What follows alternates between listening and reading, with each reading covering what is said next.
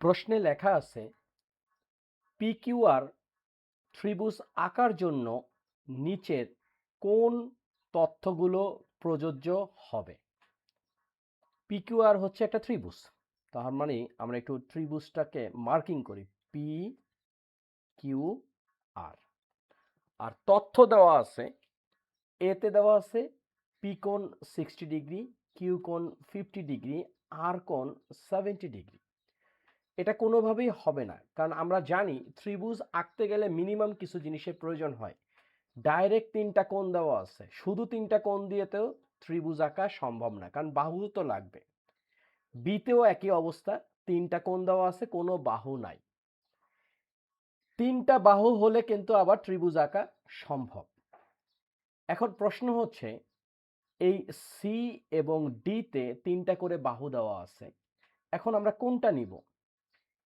এইখানে লেখা আছে পি কিউ, অর্থাৎ পি এবং কিউ দেওয়া আছে 4, কিউ আর দেওয়া আছে হচ্ছে 7 এবং পি আর দেওয়া হচ্ছে 11। এটাও আমরা নিতে পারবো না। কেন পারবো না? কারণ আমরা জানি ত্রিভুজের যে তিনটা বাহু থাকে, দুই বাহুর সমষ্টি হচ্ছে তৃতীয় বাহু অপেক্ষা বড়, অর্থাৎ 4 + 7 = হচ্ছে 11। সুতরাং এটা আমরা নিতে পারবো না। তাহলে আমরা পরেরটাকে চেক করি। পরেরটাতে কি লেখা আছে? এখানে আছে 6, এখানে আছে 9, এখানে আছে 12, অর্থাৎ পি কিউ হচ্ছে 6, কিউ আর হচ্ছে 9 এবং পি আর হচ্ছে 12।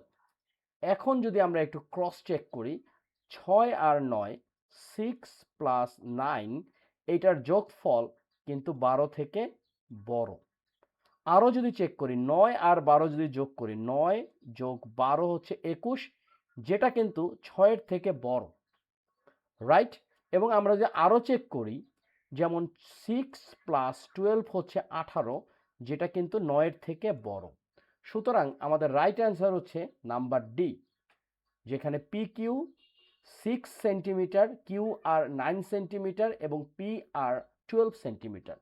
এইরকম যদি আমরা 5টা অঙ্ক করি, পরীক্ষা যেভাবেই দেখ না কেন অঙ্ক আমাদের ভুল হবে না।